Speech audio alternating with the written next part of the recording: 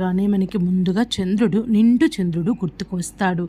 ఈ రోజు అంతా ఉపవాసం ఉండి పౌర్ణమి చంద్రుడిని చూసి రవ్వతో చేసిన వంటలను సమర్పిస్తే కోరిన కోరికలు నెరవేరుతాయి అని చెబుతారు. అంతేకాకుండా ఈరోజు ఎవరైతే శ్రీహరిని పూజిస్తారో వారికి ఐశ్వర్యము లభిస్తుంది. మహాలక్ష్మి జయంతి కూడా ఈరోజే.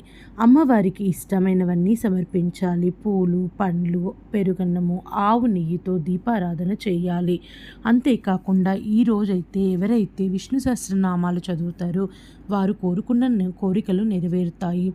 ఇంకా కాకుండా హరినామ కీర్తన చేయాలి, విష్ణుమూర్తిని పూజించాలి, లక్ష్మీ సహస్రనామాలు చదవాలి, ఆవులకు ఇష్టమైన ఆహారాన్ని పెట్టాలి, రామాయణము, భగవద్గీత లాంటివి కూడా చదవాలి.